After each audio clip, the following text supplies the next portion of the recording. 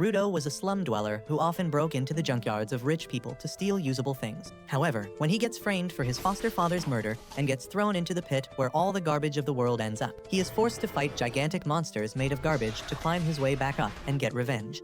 The world is divided into two parts. On one side, there is the pristine city with rich people living their best lives, and on the other side, there are the slums where people like him belong. The only constant is the pit, where all garbage ends up, including criminals. The rich people who live in the city casually throw away even slightly damaged items without hesitation. Like the woman who tells her daughter to throw away the puppy toy she just bought because it got damaged. She tells her that the toy will become ugly if they try to repair it, and they can just buy another one later.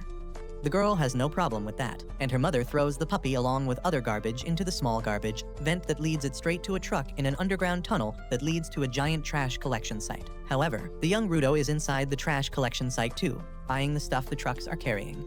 He sneaks into the trash collection site and enters one of the rooms, but unfortunately, one guard hears some sound coming from the room, and he immediately checks inside to find someone rummaging through the garbage. The guard barges inside the room with his gun pointed at the trash thief Rudo, calling him a disgusting degenerate who is threatening the beauty of the city by hoarding trash.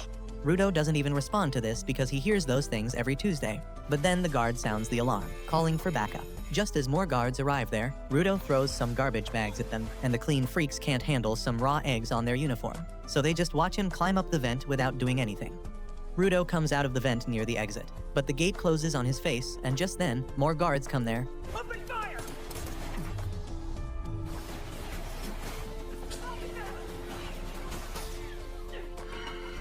What a bunch of shitheads. Yeah, I'm the threat, assholes. The next day, the news about the garbage raider spreads through the city, with the people blaming the slum dwellers for it. On the other side of the wall, the slum dwellers know exactly whom to blame because it is not the first time Rudo has entered the trash collection sites. They think that he will be caught one day, and most of them actually hope that he does. Rudo doesn't care about them as he sets his shop to sell the repaired goods he found. When his friend Chiwa arrives there to lash out at him, she asks him why the hell does he take such a big risk just to scavenge through the trash of the city people. And he replies that those rich bastards don't even care about throwing perfectly usable things. He feels sorry for the things they throw out, so he retrieves them. And since he can get some money by selling them, it is even better. Chiwa seems to understand him, but just then, 3 boys arrive there, clenching their noses as they say that someone reeks of garbage here. They tell Chiwa to stay away from Rudo, or she will smell like garbage too. They insult his thick black gloves that he has not washed since Obama was the president, and say that just one touch from them will give anyone rashes. One boy kicks the lantern Rudo just fixed, saying that no one will buy this garbage from him. He says that Rudo's hands are even creepier than the gloves, which is why he keeps them hidden. Rudo silently hears everything they say, but when one boy calls him the son of a murderer, he suddenly gets furious. The boys, however, don't stop, saying that the slum was made to imprison criminals and the people who live here now are their descendants. That is why they always try to keep their reputation clean, but Rudo's dad brought shame to them by becoming a murderer. Rudo can't tolerate the insults anymore, and he gives a death stare to the boys, who crap their pants and immediately run away, still cursing Rudo and saying that he will become a murderer like his dad one day. Rudo then quietly starts fixing the lantern again, and Chiwa tells him that she believes that he is a good person who will never turn out like his dad. He gets embarrassed on hearing that, but before he can thank her, Chiwa's attention goes to the puppy toy he got from the dump last night. Turns out, Rudo brought the puppy as a gift for her in the first place. But before he can give it to her and increase his risk score, Chiwa's mom comes there and takes her away. Rudo heads home after that and finds his adoptive dad Regto waiting for him. Regto suddenly starts mimicking how nervous he was while trying to give the puppy to Chiwa, and Rudo turns red because he didn't spot him watching them. Regto tells him that they will talk about it later because first, they need to talk about Rudo's little trip to the junkyard. Regto tells him that he doesn't need to push himself so hard because they are not that broke. He thinks that Rudo feels a bit indebted to him because he adopted him after his biological dad was thrown into the pit for being a murderer. But Rudo says it is not like that. He tells Regto that he considers him family, and he is just trying to do his part. Regto simply tells him to be this honest with Chiwa too, and Rudo suddenly fumbles hard, injuring the gun wound from last night. Regto immediately starts giving him first aid and also changes the bandages around his hands while he is at it. As Rudo looks at his hands, he recalls how they have been injured for as long as he has known. People always judged him for that, and sometimes his wounds started hurting like hell out of nowhere. Then one day, Regto gave him the black gloves that magically suppressed the pain. After Regto is done tending to Rudo's wounds, he tells him to confess to Chiwa soon or someone else might swoop her away, and while the two of them are bantering about it, a creepy masked guy listens to everything from the streets. The next day, Rudo finally works up courage to tell his feelings to Chiwa and heads towards her home with the puppy. But on the way, he comes across a scene that is not really rare in the slums. At the edge of the slums, there is the pit, where all garbage and serious criminals are thrown. Today, another criminal is being thrown into the pit and Rudo can only watch the execution, wondering what happens to the people inside the pit. Just then, Chiwa comes there, saying that it is quite a brutal sight, and Rudo panics because he was not ready to meet her yet. Chiwa suddenly starts talking about the executions and other stuff, and then she tells Rudo that she doesn't want him to get thrown into the pit. She says that there might be a lot of stuff that shouldn't be thrown out as garbage, but it is not a good enough reason to risk his life. Rudo replies that Recto said the same thing and Chiwa says that it is because Recto loves him too. Rudo takes a second to process that Chiwa said that Recto loves him too, and his brain with 2 MB RAM understands that Chiwa means that she loves him. She gets flustered on realizing that her words could be interpreted that way, but Rudo has already lost his mind. He falls on the ground, clutching his face, and then gives the puppy toy to Chiwa, saying that she might not want it because it came from the garbage, but he thought the puppy would be happier with her. To his utter delight, Chiwa accepts the toy, saying that she will cherish it, and Rudo is happier than he has ever been. He jumps and dances on his way back home, thinking that he needs to boast about it to Rigto immediately. On the way, he bumps into some guards who don't even bother with him, but he is curious about why they are in the slums. Anyway, Rudo reaches home and starts telling Rigto about what happened just as he opened the door, but he is left aghast when he sees Rigto on the ground with a creepy masked man on top of him. The masked man turns around to take one look at Rudo before plunging his knife deeper into Rigto's body. Rudo loses his cool on seeing this and charges at the masked man, but he gets hit so hard that he doesn't even realize when he got knocked out. By the time Rudo comes to his senses, the masked murderer has finished his job. He picks up a book from the floor and heads outside, briefly glancing at Rudo, who tries following him, but then he hears Rigto's voice. Rigto is still alive somehow, and with his dying breath, he tells Rudo to run away. Rudo immediately goes next to him, promising that he will get help, but Rigto just tells him to run away and change this shit heap of a world into something better. With that, Rigto's body falls limp and Rudo can't process what is happening. Just then, the soldiers arrive there and they zap Rudo, believing him to be the murderer. They pin him to the ground as they tell him that he is being arrested for murder, and Rudo tells them that it was not him. The guards tell him that nothing he says matters anymore because they caught him red-handed. He keeps trying to tell them that the real murderer has just left the house, and they can still catch him.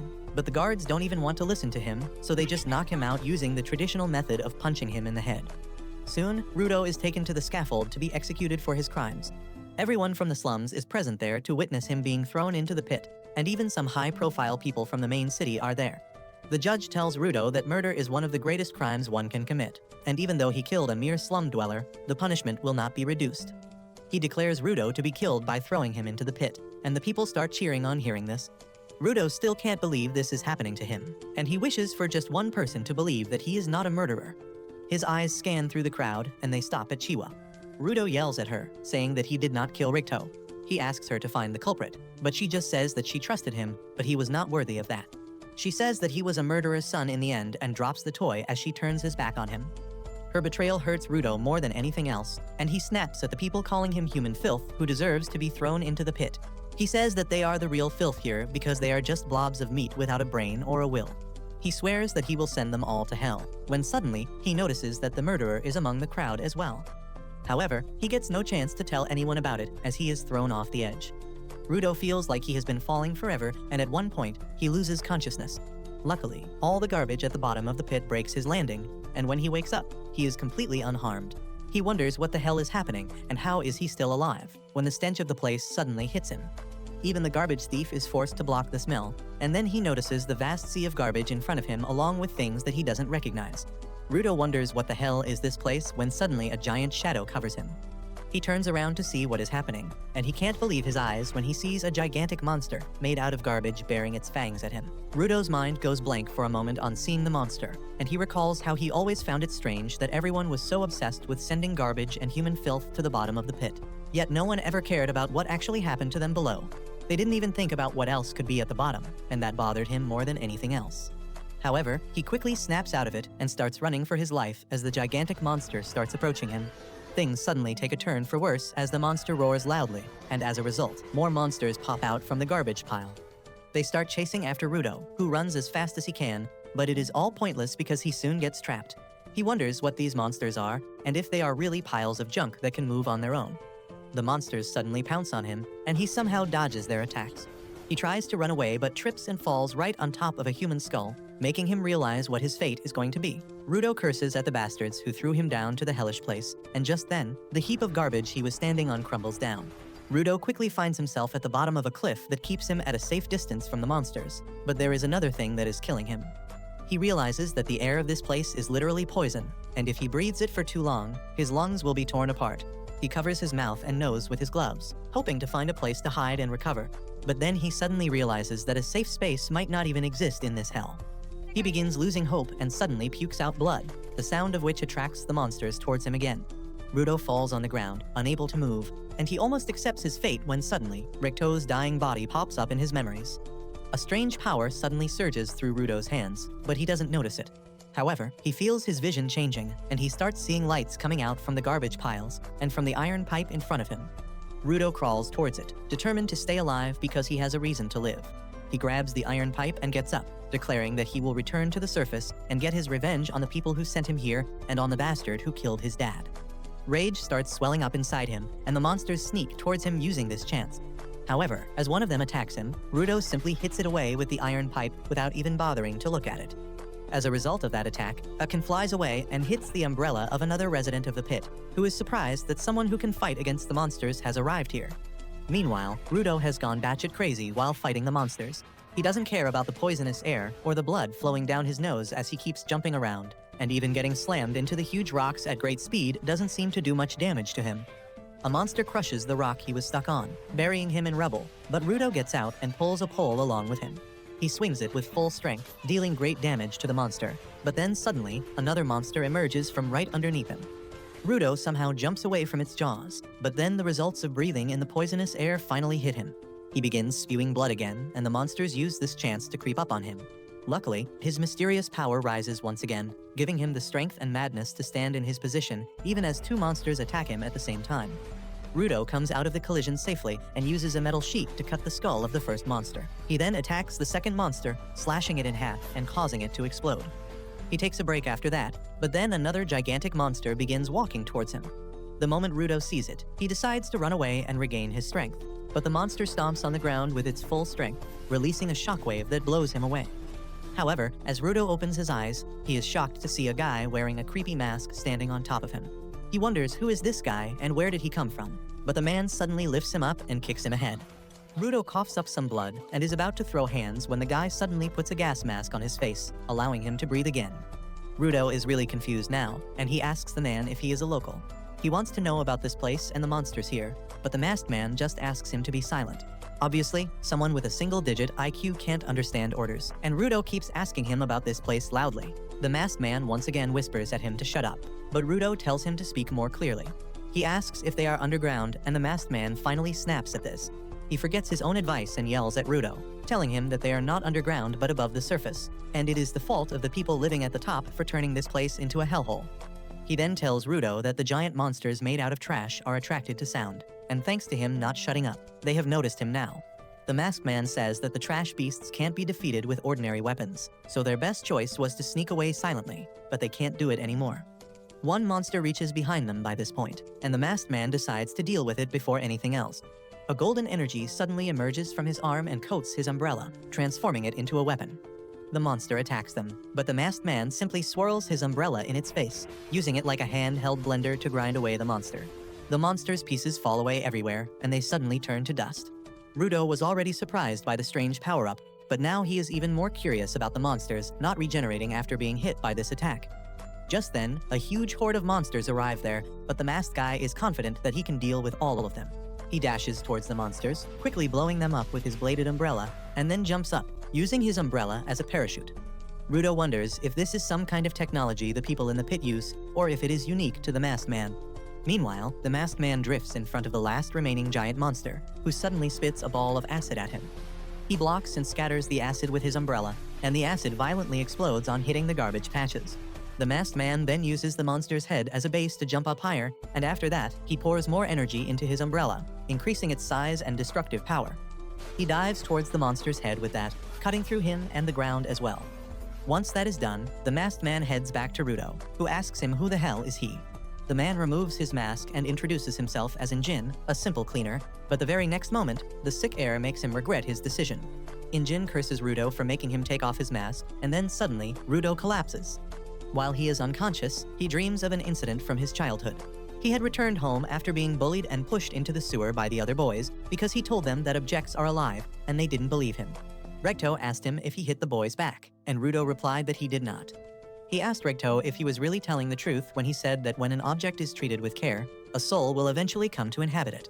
As Recto cleaned him up, he said that the story was just an old legend to make people cherish what they had. But personally, he liked to believe that everything had a soul. Rudo grew increasingly curious on hearing this and asked if the things around their house had a soul too, including his gloves. Recto just replied that if he treats them with care, they would have a soul one day. Rudo suddenly wakes up from his dream with that, and he finds himself chained and being dragged by Injin. Rudo curses him, telling him to let him free, but Injin says that he is just taking him to a safe place. Rudo doesn't care about that anymore because he wants to go back up to get his revenge, but those words make Injin stop in his tracks. He tells Rudo that it is impossible to climb back up to the place they call the sphere, which is basically in the sky, and it is constantly on the move. He then resumes dragging Rudo, saying that getting back is not possible now, and he should just calm down and accept his new situation. Rudo, however, refuses to give up, saying that he will get back to the sphere at all costs. He believes that Injin knows the way to go there, but is hiding it from him, and he yells at him to tell him everything he knows, or he will keep shouting till more monsters come. Injin is pissed at this, and he tells Rudo that he will tell him exactly what kind of place this is. He starts dragging him even more carelessly and finally takes him to a clearing in a canyon that is 100 times cleaner than the surroundings. Injin drops him there, telling him to have fun as he quickly leaves. Rudo curses him to at least free him, but Injin goes away without saying anything. Suddenly, a bunch of men wearing gas masks come out of the trucks, and they start heading towards Rudo.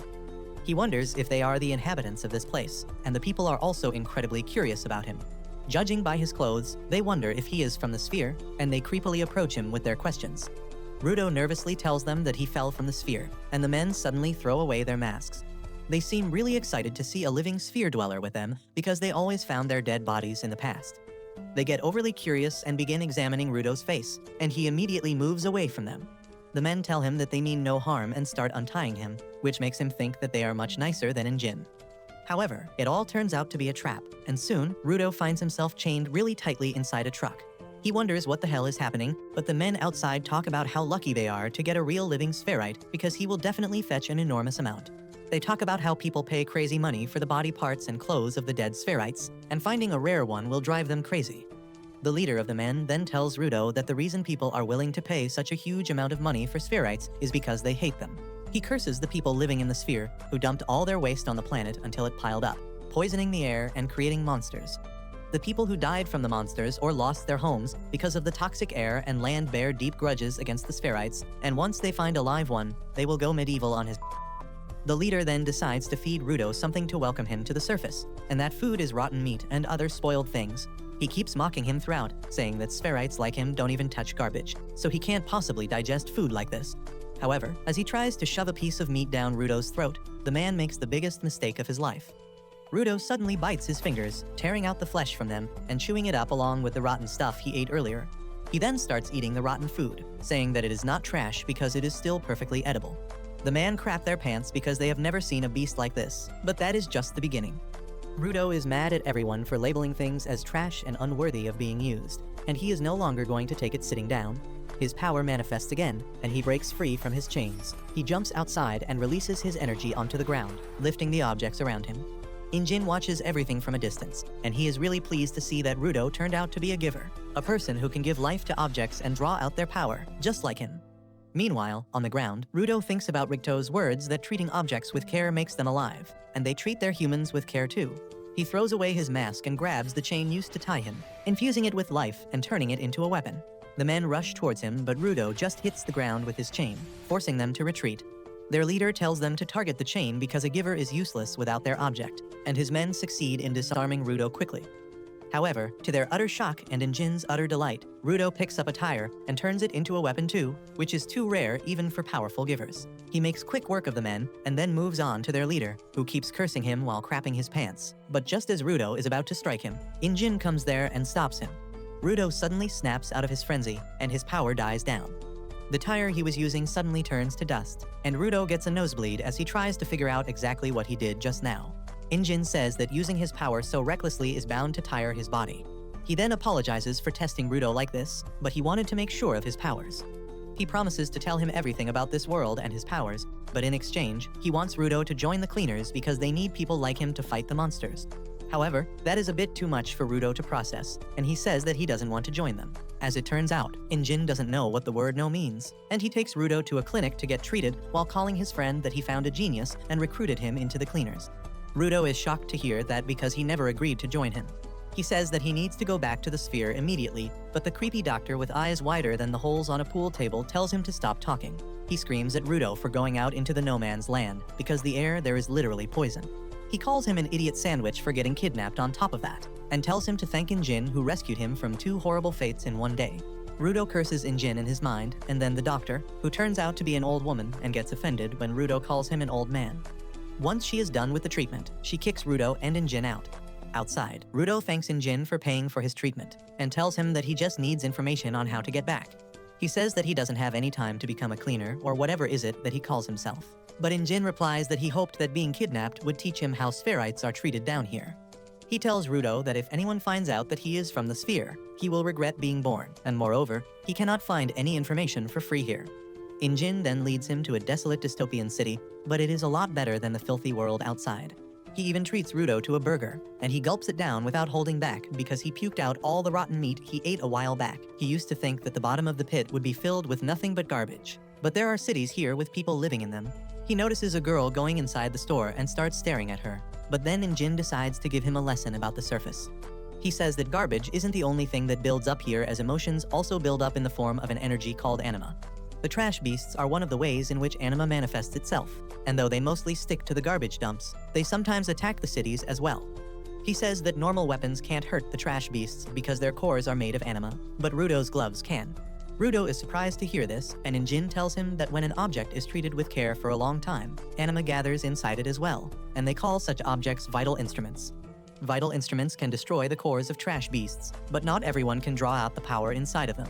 Injin says that people like them who can draw out that power are called givers, and their organization, the Cleaners, is full of givers who exterminate trash beasts. Rudo asks Injin if he promises to tell him how to return to the sphere if he joins the Cleaners, and he replies that he has no clue about that. Rudo lashes out at him for deceiving him, and Injin reminds that he never said that he knew how to send him back. However, he claims that his boss is really wise, and he might be able to help Rudo in his quest to return home. Rudo is pissed because now he needs to meet Injin's boss before making a decision, but then Injin asks him about the gloves. Rudo tells him that his dad gave them to him, and they are the only thing to remember him by. Injin now understands why he cares so much about the worn-out gloves, and he tells Rudo to treat them with care because they have a strong soul in them. Rudo gets emotional because everyone else always mocked him for his gloves, but then Injin gets a message and decides to meet a work friend. Rudo suddenly gets up and thanks him for everything, and in return, Injin throws a pouch of money at him, telling him to be careful how he spends it. Rudo can't believe he is giving him money on top of everything he has already done for him, but Injin tells him that it is no big deal because he got the money by selling his clothes. That is how he was able to get him treated and fed, so he doesn't even need to thank him for it. Rudo goes ballistic on hearing this, but Injin tells him that he couldn't go around the city wearing clothes from the sphere anyway. He says that he is going to meet his trainer now, and tells him to wait here patiently. Rudo is really furious at him, but then he notices a cat taking his money and running away. He gives chase immediately but can't reach the cat. Luckily, he spots a crescent moon-shaped stick on the street, and immediately takes it with him, using it to stop the cat. Just as he manages to pin the cat down, the staff's owner comes there, and he is pissed at Rudo for trying to steal his precious staff. Rudo asks him what is precious about this stupid piece of wood, and the man gets even more angry at this. He quickly takes back his stick and then pushes Rudo away, telling him that he will pay for his crimes. Before that, the man starts getting freaky with his staff, and Rudo is utterly confused by that. Just then, he sees the symbol of cleaners that was on Injin's umbrella, and realizes that the guy in front of him is also a cleaner. The guy activates the power of his staff and turns it into a weapon, attacking Rudo with it. However, he misses on purpose because Injin had already told him about Rudo. He then introduces himself as Zanka, the guy who will be in charge of his training on Injin's request. He says that he never thought he would have to teach a brat that he should not steal from others, and Rudo tells him that he was just borrowing the stick to get his money back. Zanka says that his father must have not raised him right, and Rudo gets really pissed because he can't tolerate anyone insulting Recto. However, as he thinks of Recto, he remembers that he once told him that if he wants someone to listen to him, he should take the first step back from a fight and try to understand how the other person feels. Following those words, Rudo thinks that Zanka has the right to be mad because took his treasure from him suddenly. He feels that he would be mad if someone took his gloves even by mistake and realizes that it was his fault. He apologizes to Zanka for it, and the man calms down equally fast as well. He tells Rudo that it is all good since he returned the staff, and he should have tried to react more calmly as well. Well, Rudo is completely bamboozled by the sudden change in his personality, and also because this is the first time he has managed to defuse a stressful situation just by talking. He keeps thinking that Recto was right about more things than he thought, and then Zanka helps him back on his feet. He asks him about his vital instrument and what he can do with it. Rudo tells him that his vital instruments are probably his gloves, but he doesn't know about their ability yet. Zanka examines his gloves and remarks that they are really cool, but Rudo is still marveling at how different he seems now. He suddenly realizes that it must be because he is smiling now, and Recto always told him to smile if he wanted to make friends. Unfortunately, Rudo has never smiled before, and he would need a gym trainer to teach him how to use his face muscles properly. Even more unfortunately, he doesn't know that, and he makes his best effort to copy a human smile, but ends up giving the most horrifying expression Zanka has ever seen on a human face. He crashes out at Rudo again, asking what kind of face is he making. He asks him if he is mocking him with that face, and Rudo asks him why is he mad this time because this was the best smile he could give. Zanka tells him that even a blind guy could tell that it was not a smile, so Rudo decides to close his eyes and lips to make it appear more natural. He appears less creepy this time, but that is not enough to stop Zanka from being pissed. He thinks that Rudo is overconfident because Injin called him a genius, and now he is mocking him. He says that he can never achieve his goals if he keeps fooling around like this, but that was one line he should have not crossed. Rudo thinks about his goal to return to the sphere and change it as per Recto's last wishes, and he tells Zanka that he is dead serious about them. He tells him to stop insulting him, and Zanka draws his weapon out again, saying that they are not going to get along well. Rudo agrees with him and pulls out a metal rod from the garbage bin nearby, awakening its power. Zanka is shocked to see him use a random object as his vital instrument, and he realizes why Injin called him a genius. However, he is still confident that if Rudo has just natural talent, he won't be able to beat a mediocre person like him who has worked hard to reach this level. Rudo doesn't even notice that the taunt was a distraction till Zanka's staff falls right in front of him, missing him by a couple of inches. He is forced to dodge and run away as Zanka goes on the offensive and quickly pins him to the ground. Zanka is satisfied with his victory, but then he notices something on his face. He wipes it off and then smells it out of curiosity, only to find that it is poop. He freaks out as he realizes that the metal rod that Rudo picked up was a part of a toilet plunger. He tries explaining what a plunger is, but Rudo is not in the mood to hear anything, and he begins swinging around the plunger that is still full of somebody's dinner. Zanka panics and does his best to dodge the flying all over the place, and eventually, he runs away from Rudo. Rudo doesn't understand why he is so scared now, but it works in his favor anyway, so he gives chase, terrorizing Zanka with the plunger. After a while of running down different alleys like old Tom and Jerry cartoons, Zanka escapes to the main street with Rudo close behind him. Suddenly, a cat trips Zanka, and he loses his balance, giving Rudo the chance to close the gap. He jumps up high, swinging the plunger with full strength at the petrified Zanka. He gets hit by a barrage of flying poop that knocks him out cold, and after a while, Injin arrives there to check up on them. He asks Rudo if he met his new teacher already, and he just points towards Zanka, who is lying on top of a garbage pile and spazzing out like crazy.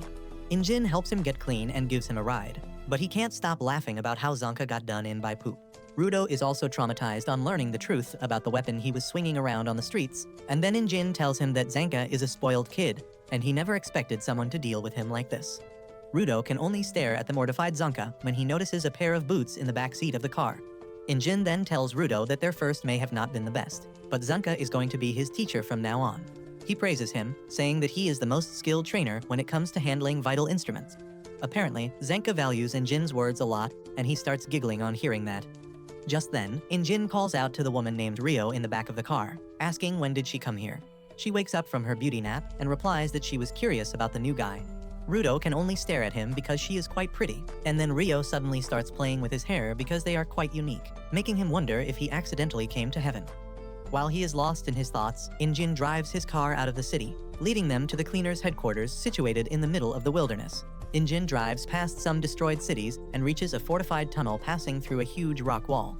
As they come out on the other side, everyone gets down from the car and Injin welcomes Rudo to the headquarters of the cleaners. Rudo is still in shock from Rio playing with his hair, and as he starts walking towards the building, a couple of flies start revolving around him. Inside the building, a tanned mommy receptionist is calmly reading a Playboy magazine, and Injin introduces her as Semu to Rudo. He says that Semu takes a look at everyone who joins them. But just as he is about to reveal her ability, she thrusts her fork at Rudo, killing both the flies in one hit. Rudo is dumbfounded at this, and then Semu welcomes him, saying that Injin told her everything about him, but she has to take a look at him personally to assess his potential. As she begins to focus on her glasses, Injin explains that they are her vital instruments that boost her vision, and if she focuses, she can see what a person is made of. This is news to Rudo, but he doesn't have much time to think about it as Semu awakens the power of her glasses and looks into his potential. She is shocked by what she sees and quickly turns off her ability. When Injin asks her what she saw, she tells him that Rudo is already athletic, so he doesn't need training in that matter, and he also has a good relationship with his vital instrument, though he needs some training to use it properly. Injin feels that there is more, and Semu says that Rudo has got poop on the back of his neck. He starts laughing on hearing this, and then decides to take Rudo to meet the boss, but he glances at Semu while going because he knows she is hiding something. On the way, Injin tells Rudo that there are about 100 cleaners in total, including combatants, guards, and supports.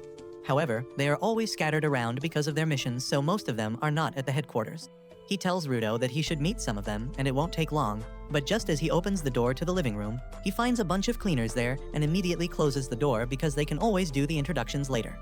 They soon reach the boss's room, but before entering it, Injin tells Rudo to not start the conversation by asking how to get back to the sphere. He tells him that he needs to offer something in return for that information, and he should start by promising to work as a cleaner.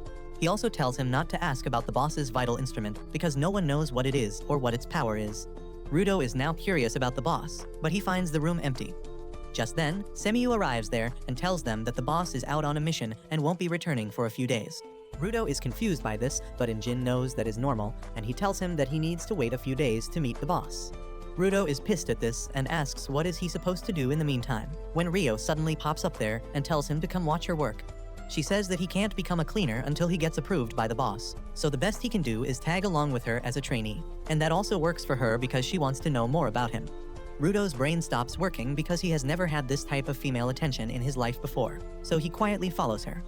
They go to the strategy room where Semu explains that a small town situated near a polluted zone has asked for help because small trash beasts have been found nearby. Rudo is curious about the polluted zones and Semu learns that Injin didn't even explain the basics to him properly. She tells Rudo that the ground is divided into safe zones that support human life and the garbage-filled polluted zones where trash beasts live. The area Rudo landed was a no-man's land, which is an exceptionally dangerous polluted zone, and most people would die the moment they step foot there. She then gives Rudo a mask, telling him to wear it at all times when he goes to the polluted zones because without the mask, he could die because of the poisonous gases in less than 15 minutes.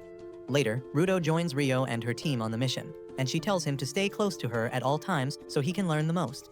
He still feels uneasy about that, but then he starts wondering how long was he in the no-man's zone and how much poison did he breathe in. His attention then goes to the garbage dump in front of them, and he wonders if the people in the sphere know that there are humans living at the bottom of the pit. However, neither of that matters, because the most important thing for Rudo is the garbage heap itself. To him, it is not just a garbage heap, but a treasure trove where he can find usable things and repair them without anyone scolding him for that. He then catches up with Rio and asks her who are the other guys with her. She replies that they are supporters, and though they don't have special powers like the combatants, they are really helpful in the missions. One of the supporters offers Rudo his hand for a handshake, and as he nervously takes it, the supporter squishes it with his full strength. Rio laughs at Rudo wriggles in pain, telling him that this guy has incredible grip strength, and he can tear through a trash beast's outer shell with his bare hands. Rudo doesn't think he can handle this psycho bitch any longer, when one of the support alerts everyone that the trash beasts are coming. Rudo decides to watch it closely to learn as much as he can. Soon, a bunch of small goat-like trash beasts come out of the creepy trash forest, and Rudo panics, asking Rio how are they supposed to deal with these many enemies. She tells him to chill because they are just weak and slow trash beasts who can't even get past the wooden fence. Her words are proven true as the goat trash beasts attack the fence and fail to do any damage. But then suddenly, the second wave arrives there, and it has bigger and more ferocious trash beasts. They begin pushing the fence and breaking it, and Rudo panics, asking Rio what should they do now.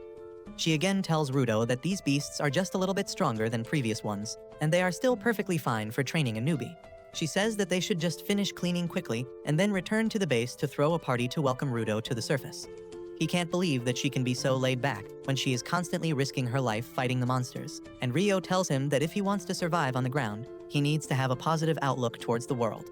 Rudo suddenly realizes that Jin is the same too, and he feels that this is what he has been lacking. He decides to be chill about everything as well when suddenly, a huge trash beast breaks through the barricading, and even Rio panics on seeing it. Rudo turns to her for affirmation that everything is still good, but she tells him that this big beast is amazing because she has never seen anything so stylish. She says that it is not the best material to teach newbies, but she is going to have fun fighting it. She draws out her scissors, which are her vital instruments, and Rudo can only watch her dumbfounded. Rio then activates her scissors and throws them into the sky, where they become huge and even more sharp. She catches them with her leg and then dashes towards the horde of the monsters, chopping a bunch of them down with a kick from the scissors. Rudo can't even understand what is going on, and the support guy tells him that Rio's vital instrument is called the Ripper, and unlike normal people, she wields it with her feet. Rudo realizes that everyone uses their vital instruments in their own way, when the handshake guy tells him to be more careful about his surroundings. Rudo notices it too late that a level 2 trash beast is about to attack him, but luckily, the supporter stops it with his bare hands, before crushing its head and throwing it to Rio, who simply cuts it with her scissors. She tells the supporters to send some more trash beasts towards her, and they obey, yeeting those heavy monsters at her like they don't weigh anything. By the time Rudo processes all this and learns that this is how the cleaners fight, Rio has cleaned up all the small fries, and only the boss monster is left now. The supporters decide to disable any small trash beasts that can interfere in her fight and scatter, but then Rudo notices that one of the disabled beasts is awake, and it trips a supporter. It then jumps on him, and the man can't get out of its way in time. Luckily, Rudo arrives there to his rescue, and says that he will prove his worth here so that he can get the information he wants quickly. He turns the iron pipe in his hands into a weapon, and it transforms into a spiked barricade. Rudo is confused by this, but then he realizes that he forgot how to use his power because he has been doing it instinctively all this time. He doesn't understand how to deal with the situation, and the trash beast starts pushing down on him. Luckily, Rio arrives there just then and makes quick work of the trash beast, telling Rudo that he did a good thing by following his instinct to save others. The other supporter comes there too and thanks her before asking if she defeated the big one. Rio says that she cut it in 2 halves, but somehow it is still standing. She doesn't understand how it could survive her attack when she is sure that she hit its core, but she decides to chop it up into small parts so that it becomes useless. The supporters decide to log information about a new type of trash beast that is immune to vital instruments, and they leave to warn the nearby towns about it. On the other hand, Rio dashes towards the giant beast and Rudo is left hanging in the middle because no one is telling him what to do. Meanwhile, Rio jumps at the trash beast and lands on its face before jumping over to its head and chopping off all the pipes protruding out of there. After turning the monster bald, she notices something glowing under her feet, and she realizes that it must be the core that the monster is trying to hide. However, before she can attack that, the trash beast starts moving violently enough to throw her away. It then reattaches the pipes back to its head and starts banging its jaw on the ground with great intensity. Rio still hangs on to it somehow, but the beast suddenly directs his attack towards Rudo and the supporters. Rudo just freezes as he sees the metal pipes coming towards him, but luckily, he doesn't take a direct hit. The ground under him is destroyed by the attacks, and as he falls, he begins to wonder what is he even doing. He thinks that he can't get revenge for Recto and the bastards in the sphere at this rate, and the darkness starts to consume. However, the support guy comes there to rescue him from falling into the hole, and also from giving into despair. He carries Rudo on his shoulder, telling him that if he has a goal, he should not freeze and rather rush towards it while he can. He tells him to learn from the supporters who don't have any power, but they still keep doing their job. Just then, Rudo notices Rio chopping up the monster again and judging by its screams. She realizes that she found its weak spot. She jumps high up and then drops down towards its head with great speed, piercing it with her scissor and tearing out its core. As she hits the ground and destroys the core, the monster suddenly turns to ash. The supporter immediately runs over to her, asking how did she defeat the trash beast, and she says that she stabbed something other than its core and it died. She holds a cardboard cutter in her hands, saying this was the thing powering the trash beast, and the support guy can't believe it because he realizes that the cutter is actually a vital instrument, and it makes no sense at all for a trash beast to have one. On the other hand, the leader of the bandits who were planning to sell Rudo suddenly wakes up in a dimly lit room. He wonders where is he, when suddenly, the guy sitting on the sofa in front of him asks him the location of the kid from the sphere he mentioned in his sleep. Back in the cleaner's headquarters, Rio throws a party welcome for Rudo and soon, Zanka arrives there as well, still drowsy from his long afternoon nap. He asks Rio what is going on, and she tells him that they are throwing a party to welcome Rudo to the ground, but he is sitting quietly with his head down in a corner. Zanka asks why that cheeky bastard is looking so depressed, and Rio says that ever since his vital instrument bailed on him mid-fight, he has been gloomy and sad. Zanka thinks that's sad, but he moves on to the news about Rio facing a strange trash beast.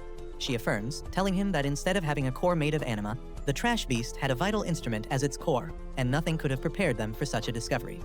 Rio says that since she couldn't do anything about it anyway, she decided to leave it to people above her pay grade and came back to throw a party instead. Meanwhile, Rudo is still sulking when the leader of the support team arrives there to talk with him. He introduces himself as Gris, and then tells Rudo that he did great yesterday. Rudo thinks that he did nothing at all, but Gris reminds him that he protected another supporter from a trash beast.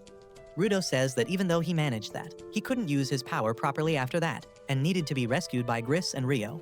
He feels frustrated because even on the sphere, he used to lose control all the time, and Ricto had to cover his later. Rudo feels that he is a total failure who can never live up to anyone's expectations, but then Gris suddenly thanks him, disrupting his chain of thoughts completely. He says that most newbie cleaners think of supporters as losers without real powers, but Rudo was different. Gris then talks about Follow, the guy whom Rudo saved. He joined the cleaners to become a combatant, but since he doesn't have a vital instrument right now, he is working as a supporter while treasuring an object, hoping it can become his weapon someday. Gris tells Rudo that he shouldn't think too much about getting stronger or fulfilling the expectations of others. He asks him what is the thing that he always wanted, even before things got bad in the sphere. Rudo starts thinking deeply about it, and Gris tells him that if he can find the thing that awakened the fire within his soul in the first place, he would be able to find his way.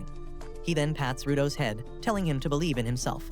Rudo gets emotional at this, but just then, Injin comes there and leans on him, spoiling the emotional mood. He asks Rudo why is he not eating anything, and then Rio and Zanka also come there. Everyone tells Rudo to join the party because he is the star of tonight, and also because the food won't last long at this rate. Rudo is deeply moved on seeing that everyone cares about him, and he follows them. As they are all eating, a guy suddenly plays some music and picks up some cans of paint. He starts spraying the wall, and Injin tells him to watch the guy called Gob carefully, because he does what he wants without caring for others. While Gob draws his art piece on the wall, everyone else complains, telling him to wait till they are done eating, but as told earlier, he doesn't give a.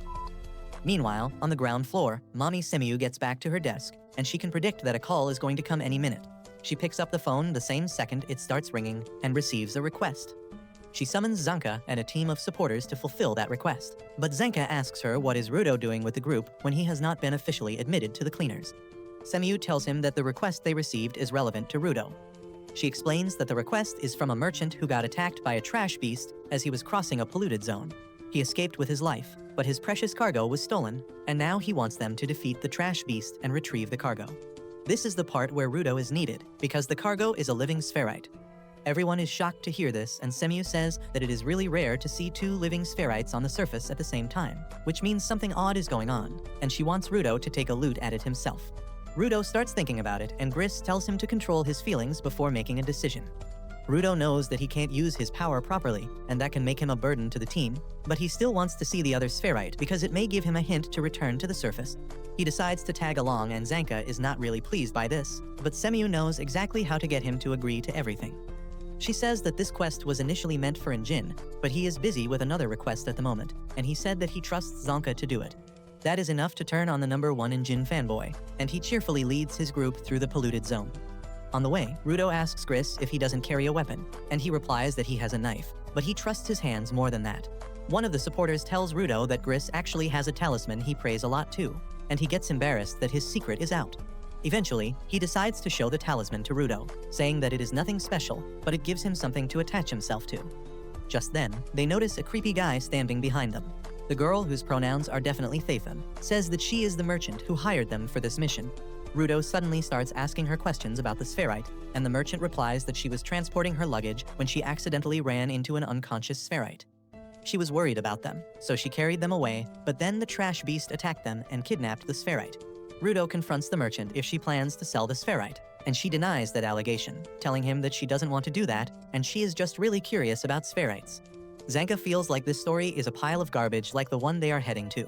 Trash beasts are known to attack humans on sight, and they don't go out of their way to kidnap one. He thinks that something is suspicious, but decides to deal with it when the time arrives. The merchant then leads them to the building where the trash beast ran after kidnapping the spherite. Zanka tells everyone to be on guard because the trash beast can attack them from any direction. But as they enter the building, they find it empty aside from a person at the other end. The merchant says that it is the spherite and begins pushing Rudo towards them, and the other cleaners also get pushed along. Once they reach close enough, Rudo realizes that it is not a person but a doll dressed like a spherite, but it is too late as the merchant jumps backwards, telling them to hurry up. The next moment, the ground under Rudo's feet turns into mud, and the entire group falls down to the lower floor. They wonder what just happened, and the merchant asks them if they are all right. They tell her that they are fine and ask what is this place and where is the spherite. The merchant laughs creepily and points at Rudo, saying that he is the spherite before suddenly turning into mud and melting. Just then, they hear two voices calling out to the spherite giver, and then a pair of purple lights start approaching them from the darkness. Zanka understands everything now, especially because of the purple electric lights. He knows that the people who set them up are called the Raiders, and they don't even bother to hide that they plan to steal Rudo from the cleaners. Rudo is confused about these new group of weirdos, and Gris tells him that they are bandits of this world. But what makes them dangerous is the fact that they are all givers as well. He immediately commands his team to find an escape route, while he and Folo are going to protect Rudo. He asks Zanka to handle the two raiders on his own, and though reluctant, he knows there is no other option. The supporters run in the opposite direction with that, and Gris tells Rudo to follow them. Rudo says that he could deal with a bunch of bandits himself, but Gris warns him not to underestimate the raiders, especially when they don't know about their abilities. On the other hand, Zanka taunts the raiders, saying that he always knew they would come after Rudo, but he never thought they would sniff him out so soon. He asks if they plan to sell him, because a living spherite could get them enough money to retire in luxury. The raiders laugh, saying that they don't plan to sell Rudo. Instead, they are really curious about the sphere, and talking to a spherite is the best source of knowledge. They want to know a lot of things, especially how he crossed the barrier without dying. Zanka is also curious about the barrier thing now, but he decides to deal with the raiders quickly. He says that since they set up this whole thing, he doesn't need to worry about a trash beast. The female raider replies that he still has to worry about the mud dolls she can create at will, and Zanka says that he can deal with weak opponents like these with his eyes closed. He suddenly activates his staff and begins destroying the mud dolls, but the male raider hides among the dummies and attacks him from behind. Zanka is barely able to react to his attack in time and gets slammed into a pillar. The man once again retreats inside a mud doll, and the female raider tells Zanka that because cleaners only fight with trash beasts, they have no idea how to deal with humans. She tells him that this will be the last game of Find the Real One he will ever play in his life, and he gets ready to fight with everything he has. He keeps taking down the mud dolls, but the male raider is able to land consequent hits on his back. Zanka is cornered now, and as he tries to dash towards the female raider to defeat her, his feet slip in the mud puddle she had created in advance. She tells him that he is the only combatant in the group who can fight against her, and once he is down, the rest of the group will be defenseless. She says that he will be defeated soon, but then Zanka suddenly yells at her, telling her to start a podcast if she wants to yap so much. He says that earlier, he thought she was controlling the mud puppets using her shovel, and the guy was using his vital instrument to deal damage. However, after watching the battle for a bit, he has realized that his first assumption was wrong. He says that the man is just punching him, and his vital instrument seems to be his snowshoes that let him walk easily on stable ground. He says that now it makes sense why he can move so easily even though the ground is covered with mud, and he taunts the two raiders, calling them a match made in heaven. This suddenly triggers the woman, and she tells him to shut up, which obviously, he does not. He says that he might not have experience of fighting people, but he knows his vital instrument much better than them. He says that is why he can do things they cannot, and the girl suddenly attacks him. Zanka hits his staff hard on the ground, letting a sonic wave run through the entire place. He can feel the changes in the vibrations as the sound wave passes through the mud dolls, and when it hits the one where the male raider is hiding, he immediately spots him. He then charges at full speed towards him, knocking him out with one hit before hitting the female raider too. As she loses consciousness, her mud dolls fall apart instantly, and Zanka says that they were just a bunch of noobs. However, the leader of the raiders suddenly appears behind him, saying that he should fight someone stronger if he is not satisfied. On the other hand, Rudo and others are still running as they try to find the exit. Rudo grows concerned because he can no longer hear the sounds of a fight, when he suddenly bumps into Gris, who has found an exit. He sends some of the supporters upstairs so that they can contact the headquarters and call for support. After that, he decides to return and check up on Zanka, when suddenly, he hears someone running towards them. Gris thinks that it is Zanka who finished his fight, but to his surprise, the leader of the raiders comes there. Everyone is confused, and then the raider begins staring at Rudo and matching his features with the description he got from the bandit that he kidnapped earlier. He suddenly jumps to the wall behind Rudo and clings to it like Spider-Man, saying that he has finally found the giver from the sphere. Just as Gris and others realize that the man in front of them is a raider, he crushes the wall with his claws, blocking the exit. The raider starts aura farming, and Gris tells him that if he harms Rudo, he will become an enemy of all the cleaners. He then asks him about Zanka, but the raider starts talking about how he got late in reaching here because he has got a terrible sense of direction. By the time he got here, the other guys were defeated, and he didn't like that because that was a waste of everyone's time. He then walks towards Rudo, completely ignoring Gris and his questions about Zanka. He tells Rudo that there is someone who really wants to talk to him, so he should come with the raiders for now. Rudo is on high alert when the raider suddenly grabs his mask and pulls it away, telling him that he doesn't need it because there are no trash beasts around. Rudo asks him what happened to the cleaner with the staff, and the raider says that he had a bad attitude, so he dealt with him. However, since he was strong, he didn't kill him and just knocked him out, but he might not enjoy the poison that much. The raider then uses his ability to awaken the power of his rings, turning them into metallic claws. He tells Rudo to come with him peacefully and no one will get hurt, but just then, Gris and Folo attack him. The raider easily dodges their attack and then does a handstand kick to send them flying away. He senses that Folo has the potential to become a giver, but Gris doesn't have anything like that, so he is not needed. Gris, however, gets up and tells the raider that he will protect his team at all costs, no matter who he has to fight. The raider realizes that he is a supporter and tells him that weaklings like him have no worth and they can't protect anything. Rudo gets worried about Gris and tells him to fall back because the fight will be too dangerous for him, but Gris doesn't reply. Instead, it is the raider who tells Rudo that his weak and useless friend is already dead. His claws have pierced Gris's heart, and he pushes them even deeper until they come out of the other hand. Rudo can only stare at the sight in horror as Gris's lucky charm goes flying, and his mind goes completely blank. The scene feels awfully similar to Ricto's death to him, and Rudo instinctively reaches for the pendant that triggers the memories of his childhood. One day, Ricto found him banging his head on the wall, and he immediately came to stop him. He asked Rudo what the hell he was doing, and he blankly replied that Ricto had told him to stop hurting others, but he had never said a thing about not hurting himself. Ricto grew even more concerned at this because he thought that Rudo had become calmer after the pain in his hands was subdued. He asked him the reason behind his agitation, and Rudo replied that there was none. He only had an unexplainable anger inside him whose cause he did not know, but Ricto knew what was up.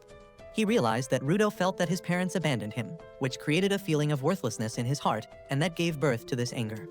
Ricto told him that he needs a purpose in life to get over that feeling, or at least things that he likes. So he patched Rudo up and took him to experience different things, from books to games to cooking, but nothing really caught his attention that much. However, just as Ricto was about to call it a day, Rudo saw a man throwing out garbage, and his curiosity woke up. He opened the gate that led to the main city and took out a mask from the garbage bag. Ricto followed him out of concern, but then Rudo suddenly started crying because he could relate to the garbage. Ricto asked him how does he feel right now, and Rudo told him that this mask is just a little broken and it should not be thrown out. He cried that it was unfair to throw it away when it still had so much life, and he wanted to fix it. Ricto realized that this was more than the projection of Rudo's issues, and he could truly see the worth of the things that others threw away. Back to the present, the pendant turns into a vital instrument in Rudo's hands, and the raider is shocked by that. Gris, who is somehow still alive, realizes the truth about Rudo's powers now. He says that Rudo doesn't turn things into vital instruments, but he brings out their unused potential to life. With that, Rudo awakens the potential of the pendant, turning it into a creepy sentient weapon. The raider is truly amazed by that, and he starts drooling as he asks Rudo what does his vital instrument do.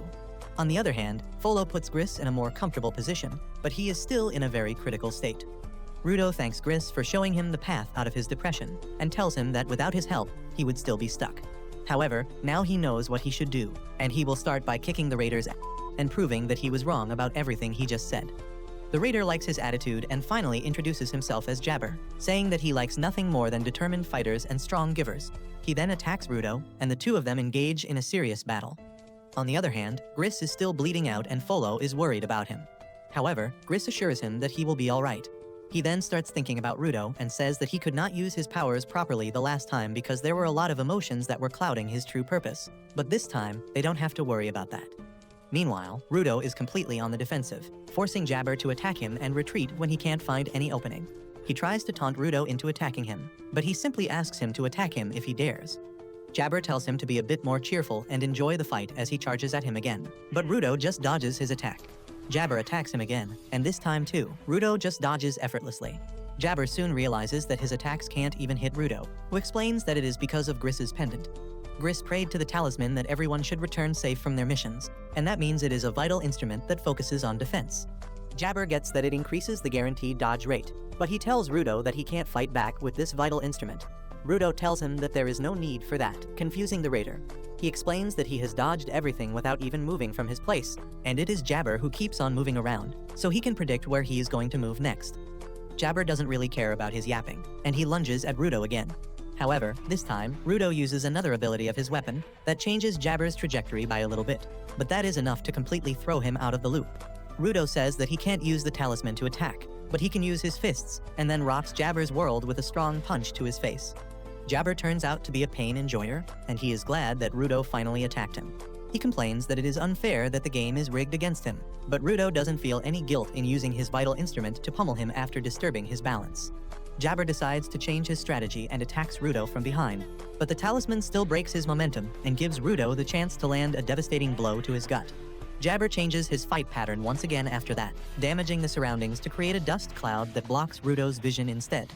Rudo is on high alert now, and then suddenly, a stone brick comes flying at him. He dodges it thanks to the talisman's power, but then Jabber cuts a pillar and sends more bricks towards him. Rudo dodges all of them, and just then, Jabber attacks him from his blind spot. Luckily, the talisman is ready for that, and it disturbs his movement again, letting Rudo smash him to the ground. Jabber gets back and decides to unleash his full speed, but even that is not enough to beat Rudo, who has unlocked Ultra Instinct thanks to the talisman, and he can beat Jabber whenever he gets close to him. He completely beats the out of him and forces him to use a wall to support his body. But Jabber starts laughing because he has not received this high-quality beating in a long time. He then tells Rudo that it is a good thing that he got to enjoy attacking him, because he will not be able to do it any longer.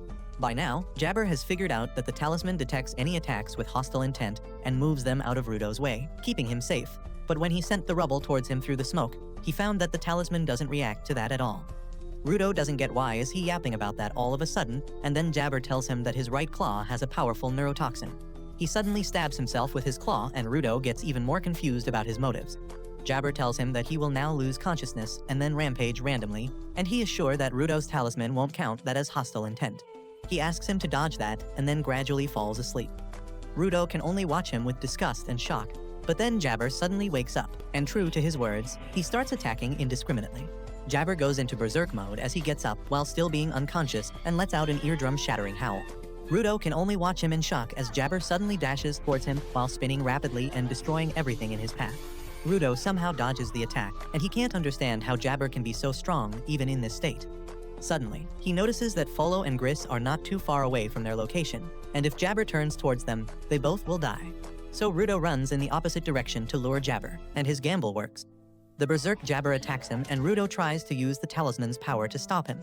However, that doesn't happen as he planned, and he has to block the attack himself before throwing the berserker away with a judo move. Despite breaking the concrete floor with his head, Jabber is still as blood-crazed as before, and Rudo thinks that battlefield experience and determination can make people do the unthinkable. However, an alternative idea suddenly springs in his mind, and he thinks that Jabber might be a masochist. He remembers the time when he used to get beat up by bullies on the sphere, but he didn't fight back because Ricto told him not to. The boys asked him if he was a masochist, but he didn't know what it meant that time, so he went back home and asked Ricto about it. Now that he knows that masochists are psychos who get off on pain, he thinks that if Jabber really is one of them, he doesn't know how to stop him. Anyway, Jabber charges at him with mindless fury, and Rudo can only try to dodge his attacks. He keeps running backwards as he attempts to block and evade the attacks, but Jabber is too strong for him. He manages to get past his defenses, but just as his claws are about to slash him, Zanka's staff comes flying there and pins him to the ground. Rudo recognizes the staff, and just then, Zanka comes there, struggling to stand upright, but determined to get even with the bastard who left their fight without even defeating him fully. Rudo asks him if he is even in the condition to fight, but Zanka tells him not to underestimate him. He then notices the vital instrument that Rudo is using and remarks that he finally seems to have gotten the hang of it. Rudo replies that it is not helping at all right because it can't block Jabber's attacks in his mindless state. Zanka understands the vital instrument reacts only to hostile intent, and Rudo is surprised that he already figured it out. Zanka tells him that while he was struggling to come here, he saw him fight from a distance and decided to figure out his fighting style because that would help in teaching him later. Zanka says that since Rudo can't fight with his vital instrument, and he can't move so well because of the poison, they don't have a way to defeat Jabber. However, he has an idea, and he asks Rudo to let him attack him just once. Rudo is shocked at that suggestion, but Zanka explains that since he can't move well, Rudo's vital instrument might detect his hostile intent and move him to the place where he wants to be. That way, he can reach Jabber and defeat him because Rudo doesn't have the option to attack him anyway. Rudo asks what happens if his vital instrument isn't triggered, and Zanka tells him to man up and take the hit in that case. Just then, Jabber wakes up and both of them get ready to face him. He charges at them, slashing the pillar they were standing near, but both of them make it out safely. Zanka tells Rudo to let the claws even graze him, because that will quickly paralyze him. He is pissed at that and decides to attack Rudo to vent out his frustration. Luckily, the talisman works exactly like he thought, and it moves him straight towards Jabber, letting him hit the bastard away. Zanka is impressed by this, but Rudo is furious at him. Since the talisman deflected the attack, it means Zanka attacked him with hostile intent, but he claims that it was just a little test. He then walks back to Rudo, saying that they can work with this team. He positions himself to strike him again, and at the same time, Jabber gets back up. He dashes towards them, and then Zanka attacks Rudo, whose ability hurls him ahead instead. He once again gets close to Jabber and lands a devastating hit. Zanka is surprised that the talisman can be controlled so well by Rudo, and he can send him considerably far. He then attacks him again, and Rudo sends him towards Jabber one more time. Thanks to Rudo's control, Zanka hits him with a lethal combo that knocks him back to his senses. As Jabber sees Zanka in front of him, he gets a little excited, but the next thing he feels is Zanka's staff landing on his head, knocking him out for good this time. As Zanka lands on his feet after that, he stumbles to the ground. He thinks that they have won the fight, and Rudo also relaxes a bit, causing the talisman to deactivate. It suddenly turns to dust and crumbles like Thanos just snapped it out of existence, and Rudo panics. He tries to save the talisman since it belongs to Gris, but he can't do anything except watching it fly away. He starts having a panic attack, and Zanka wonders if the talisman got destroyed because of Rudo's ability or if there is something else at play here. Rudo, however, blames himself, and he suddenly has a mental breakdown that turns physical as he falls to the ground, writhing like a fish taken out of water. Zanka sees the claw marks on his back and realizes that he got struck by Jabber without either of them knowing. Just then, he notices Jabber poking himself with his left claw, and he suddenly stands back up, completely fresh. He looks around and says that he must have done a great job while he was out cold, and then heads towards Rudo. Zanka asks him to stop, asking how the hell can he move despite taking so much damage, and Jabber stops to monologue about his abilities. He says that his left claw has a powerful painkiller that takes away his pain, and he can function normally again. He then says that his right claw's poison will probably work on Zanka for 30 minutes, so he decides to give him another dose to make sure he doesn't get in his way. Zanka is helpless as Jabber stabs him, leaving him struggling on the ground. He then heads over to Rudo, who is still spasming, and picks him up to take him to their base. Zanka can't even yell at him to stop this time, and he can only watch Rudo being taken away silently. Meanwhile, Jabber is glad that he completed his mission, and he doesn't even care about his two teammates that are lying knocked out in the building. Rudo is still conscious even though he can't move, and he blames himself for putting everyone's life in danger. Just then, Jabber leaps out of the hole in the floor that his teammate made, but instead of being inside a building, he finds that he is outside. He thinks that it shouldn't be possible because he clearly remembered the map. But just then, he sees Rio there, waiting for him. Injin is with her too, and Jabber finds that out when he gets hit in the guts with his umbrella and hits a wall with tremendous force. He somehow stays awake despite that and notices that Injin has other scary-looking cleaners with him. Turns out, the supporters who escaped earlier called for backup, and Injin and others were close enough to respond in time. One supporter is worried that Gris and others might be dead, but Injin assures her that they are strong and won't die so easily. He asks her to take a team and rescue them, and in the meantime Jabber begins screaming that they look really strong, and he is in no condition to fight them. Just the thought of how helpless he is turns him on, and Injin is shocked to learn that Rudo has been fighting this freak masochist this entire time. Rio remarks that he looks better than she expected, and the other cleaners pity him, saying that he looks a lot worse than they thought. The big guy gets angry and says that it is unforgivable that someone tried to harm one of their teammates, but the other guy tells him to shut up because he is annoying. After that, Injin tells Jabber that they are going to take him into custody and interrogate him. He asks him if he really thought that he could mess with the cleaners and then crawl back to whatever hole he came from. Jabber gets even more excited on hearing this and asks if they are going to lock him away in a prison for life, where he has to come up with a plan to break free by himself. He gets up, saying that he knows he is going to lose, but he has got orders to bring back Rudo, and he is not going to return to his face as a failure, even if he dies in the process. He awakens his weapons again, but just as he is about to charge ahead, someone hugs him from behind and tells him to stop. Jabber recognizes the lowly as one of his teammates and tells her to leave him alone because he still has a mission to complete. She tells him that the time is up, and they can't do anything because the cleaners are here. Jabber is still adamant about finishing his mission, so the girl tells him that the boss had a very big smile on his face. Jabber suddenly stops at this, and the girl tightens her grip around him to keep him in check. Ultimately, he decides to listen to her and return home, and as he steps aside, the mystical manhole portal in the wall behind him becomes visible. Jabber tells everyone that he has to leave now, and asks them to give Rudo his regards because he must be knocked out due to his poison right now. However, Rudo is still in his senses, and he uses all his strength to get up and tell Jabber to stop because their fight is not over yet. Jabber is impressed by his tenacity, and Rudo tells him that he will pay him back for what he did to Gris and others. Jabber is happy to hear that and says that they will fight another time, but then he notices his gloves and the unique design on them. He excitedly remarks that their boss would be happy to learn that Rudo has got something from the special series too, and then enters the portal after the loli. As soon as he puts the manhole cover on, the portal disappears and everyone is surprised. Later, Zanka and others are rescued from the building, and the poison wears off from Rudo's body too. He immediately rushes to Gris and finds that he is still alive despite severe blood loss. Rudo apologizes to him for wrecking his talisman, and Gris says that he really cared about it. Rudo is about to drown in guilt, but then Gris says that if his talisman helped him, it was really for the best.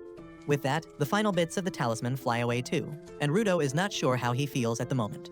Soon, everyone returns to the cleaner's headquarters and Rudo sits in silence by himself. Injin comes there and asks him why is he acting like a depressed emo brat when he should be happy because he finally learned how to use his vital instrument.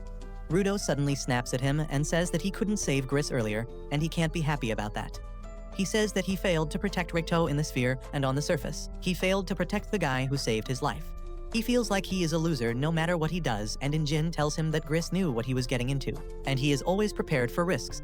He then asks Rudo to come with him so that they can pay their respects to Gris, who surprisingly is still alive. Rudo can't believe his eyes when he sees Gris sitting upright and thanking him for earlier, and Injin finally realizes that he was depressed because he thought Gris died. He starts ruffling Rudo's hair, and a nurse also decides to join him just for fun. Rudo gets embarrassed, but he asks Gris how can he be alive despite taking a poisonous claw straight to his heart. Gris tells him that it is all thanks to the medical team of the cleaners, and especially the young medic named Aishia, who is the only giver they have with healing power. Aishia, however, is quite shy and has self-esteem issues, so she needs regular affirmations from Gris to believe him.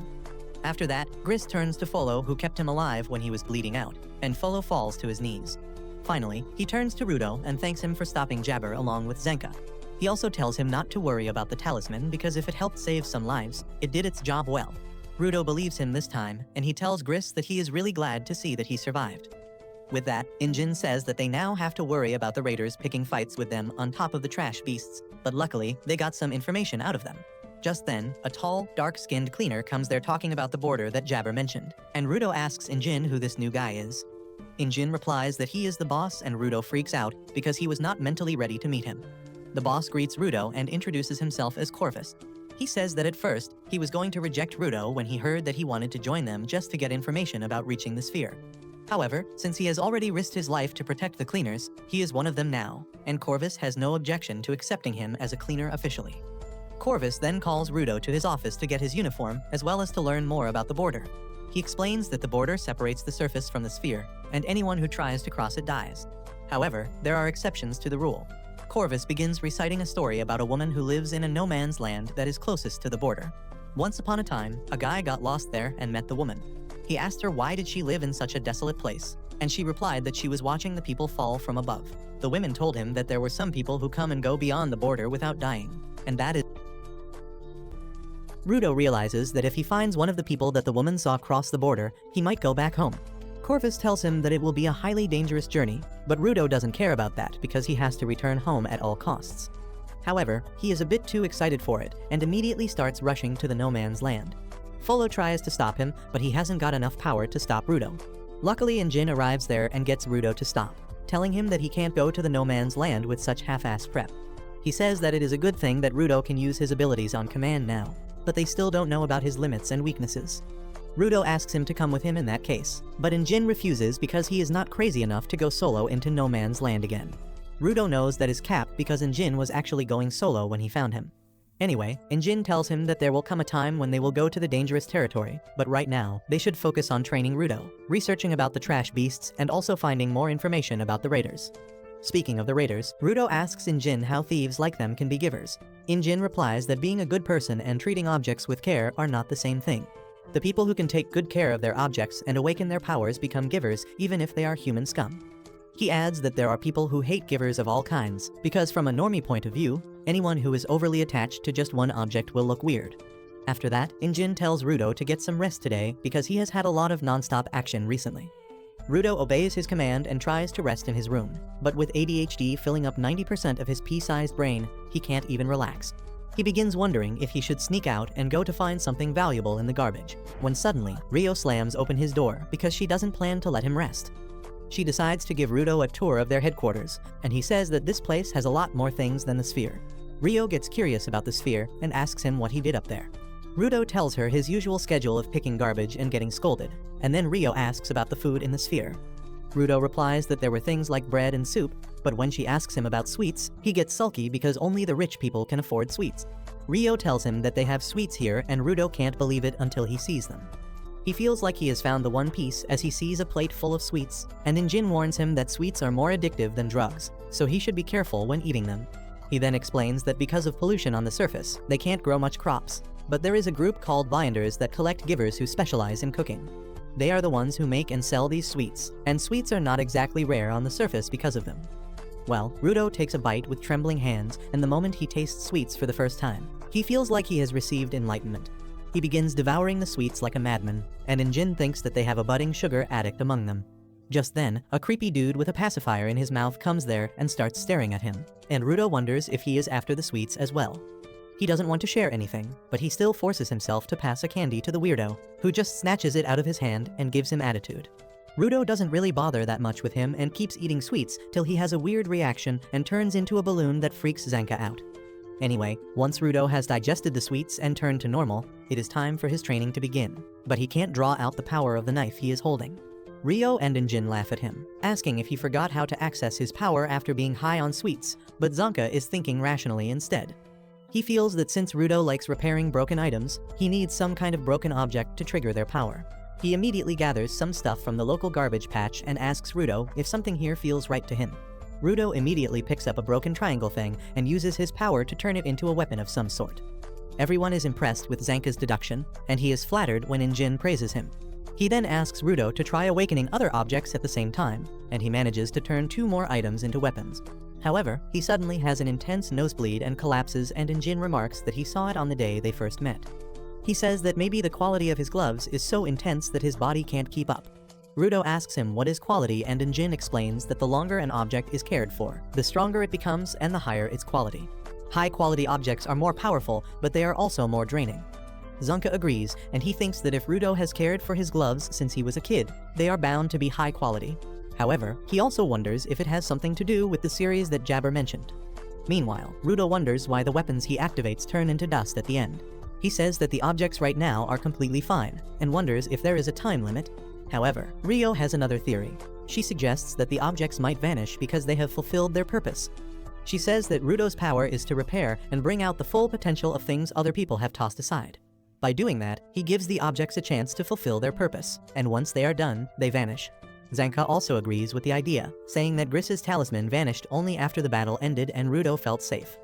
Injin also likes this theory, and he tells Rudo that he did not destroy the talisman or any other items that he used. Instead, he wants Rudo to think of it as giving the discarded and broken objects one last chance to go out in a blaze of glory. Rudo finally realizes that his power is not about breaking things, but about giving them their chance to shine. Just then, Rio asks him about the series stuff that Jabber mentioned, and Rudo begins to wonder if there are more items like his gloves. Rio then asks him if his gloves have a name, and he gets confused on hearing the question. Rio tells him that when you love something you give it a name. Her scissors are called the Ripper, Injin's umbrella is called Umbreaker, and Zanka calls his staff the Lovely Assistaff. Rudo is surprised to hear all this, and then Injin tells him to come up with a good name for his gloves soon. Later that night, Rudo is washing his gloves, and when he comes out of the washroom, he is shocked to see Rio lying on his bed. Rudo's flabber is gasted by this, and he asks her what is she doing here. Rio replies that her room is just upstairs, so she could hear him groaning and moaning.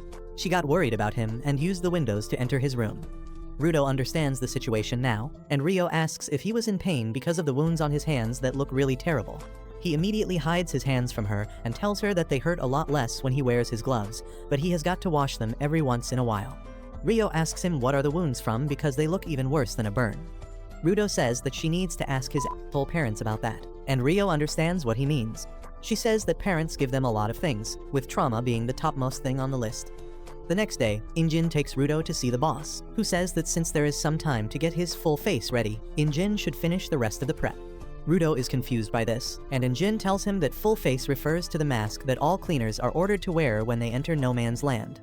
He takes out his mask to show to Rudo and then says that they have an artist among them who makes these masks. But he is a weirdo with extreme ADHD, so he can't work if anyone even mentions the deadline before him. Right now, he is working on Rudo's mask, and it seems he will take time. Corvus says that in the meantime, they will finish up the prep by casting a spell on Rudo. This confuses him even further, so the receptionist mommy explains that there are a lot of uncertainties in the garbage zones, and to make sure the cleaners are lucky enough to avoid them, they have another artist draw a protective spell on them. The boss has given him to paint anything he wants, so he sometimes paints around the headquarters, but lately, he seems to be busy in another city. Injin says that he is going to the canvas town to find the painter, and he is taking an entire team with him. The team includes Zanka and Rio, as well as Gris and Folo along with some people from Injin's crew. He introduces them all one by one to Rudo, saying that usually they take 5 supporters with them. But since no man's land is more dangerous, they are going to take only 3 elite supporters and increase the number of givers instead. Just then, the big guy named Delman comes there and Rudo is intimidated by his size. Delman suddenly starts screaming in Rudo's face, saying that he has heard his life story, and he feels pissed that the people in the sphere discriminate between humans. He claims to like passionate people like him and tries to recruit him into his group. But just then, his partner Tamsi comes there and stops him. He says that since Injin has already recruited Rudo into his faction, they shouldn't try to steal him. Just then, Injin joins the fray and asks Delman to give one of his trademark passionate speeches. As Delman grits his teeth, Zanka plugs his ears right in time before the giant begins a speech about how they will never give up despite the challenges they face. His passion is contagious, and after being confused for a minute, even Rudo joins the other screaming people. However, once they get in the car to reach Canvas Town, everyone becomes silent. Soon, their destination comes into view, and Rudo is mesmerized to see it because it looks like an art project even from a distance. Once they reach the city gate, Rudo notices that all the walls have graffiti over them, but he is more curious about the dome-like structure. Tamsi tells him that most cities have some sort of dome to protect them from the litter that falls from the space, because that is enough to kill people. Rudo feels bad about that, but Tamsi tells him not to feel guilty because it is the fault of the people who throw the garbage. At the same time, 2 men at the gate are trying to enter the city, but they find that they can't enter the gate even though it is wide open. They keep hitting an invisible wall, but then Injin and his group pass through the gate normally. The 2 guys are surprised by this, as is Rudo, but Injin tells him to just walk through the gate because if he doesn't have any evil intentions in his mind, the gate won't stop him. Rudo immediately enters the gate, realizing that the 2 guys who are getting stuck are some kind of thugs. Anyway, once they enter the city, Rudo finds even more graffiti and empty paint cans spread everywhere. Injin tells him that a lot of people on the ground like to paint, but most people don't respect their art. There are rumors that Canvas Town was created so that artists could paint anywhere they wanted.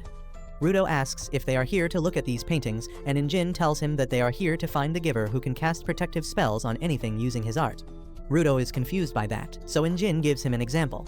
He says that if the giver wants to protect a wall from one attack, he can channel his emotions into his vital instrument and then convert them into magic by drawing on the wall. He then says that the 2 people outside couldn't enter the city because the giver painted a spell that forbids people who plan nasty things from entering the city. Rudo says that his powers seem really crazy, and Injin remarks that his vital instrument is quite rare. He tries to explain that the giver actually inherited the vital instrument from someone when a running kid bumps into him and falls on the ground. He tries to help the kid up, but he starts crying and then runs away. Injin is left stunned by this, and Rio starts teasing him about making the kid cry. Just then, the city mayor also arrives there, and Injin is glad to see him. He says that they are here to see their friend Gob because they have a job for him. He asks where he is working right now, but the mayor tells him with a heavy heart that Gob died this morning. The mayor then takes everyone to Gob's house, saying that he died of body pollution. He was not satisfied with painting in the city, and he went to the polluted zones to paint as well. The mayor is sure that Gob often forgot his mask when he was painting, and as a result, the deadly air destroyed his body from the inside. Injin is devastated by this news, and as he pays his respect to his dead friend, Rudo remembers that he once saw Gob painting a wall in the headquarters. Injin talked very highly about him back then, saying that he was a guy who is never distracted from what he wants to do. Rudo is rattled as he tries to process Gob's death, but Tamsi asks him not to be too shaken up because a lot of people on the surface die because of body pollution. The mayor says that Gob had already decided his successor before dying, and it is the kid named Remlin that Injin bumped into earlier. He talks about how the spellcasters are chosen by the former wielder of the brush, and they immediately turn into givers on receiving the brush. However, he feels that the responsibility is too much for the young Remlin, because the spellcaster is like the representative of their city. Rudo is shocked on learning this, but Folo and Tamsi tell him that passing down a vital instrument is very rare, but it makes sense since the power of the vital instrument has already been awakened, and the one to receive it just needs the potential to be a giver. The mayor then says that Remlin and Gob were like siblings, so they will need to give the kids some time to recover from the loss. He tells Injin that he and his cleaner friends will be delayed because of that, but Injin tells him that they don't need to rush anything in such a delicate situation. The mayor suddenly starts crying, saying that Gob painted with too much joy in his heart, and he can't believe he is dead. Injin understands his feelings very well because he used to be in awe whenever he saw Gob painting with a big smile on his face. He decides that they will return later when things are calmer here. But before going, he asks Rimlin to take care of herself. However, she suddenly gets up, declaring that the time for being gloomy is over. That startles everyone, and Rimlin immediately snatches the paintbrush from the mayor's brush and runs outside. Everyone follows her, and they find her on a rooftop with cans of paint. She says that even though she is sad that Gob is dead, she knows that he can't enjoy his afterlife if he sees everyone crying after him. That is why she wants to send him off in the way he would like best, and that is by celebrating life and art. She immediately activates the brush, enlarging it in size, and draws a magic circle on the ground that mutates the paint cans into firework launchers. As the paint cans shoot out colorful fireworks in the sky, everyone in the city gets inspired and they rush to make art. Renlin is happy to see that because that is what Gob would have wanted, and Rudo watches her filled with awe. But that's where this video ends. Remember to like and subscribe to the channel. Thanks for watching, and I'll see you next time.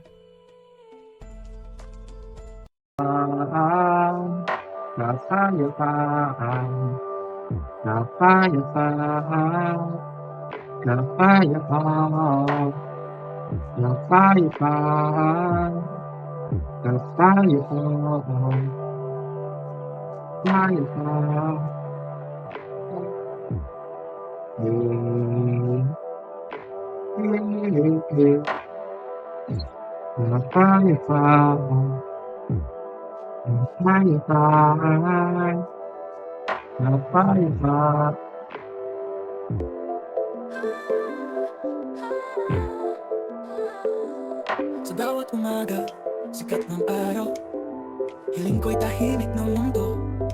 Walang gulo, walang sigawan, pagmamahalan ng siyang nangingibabaw. Kapayapaan,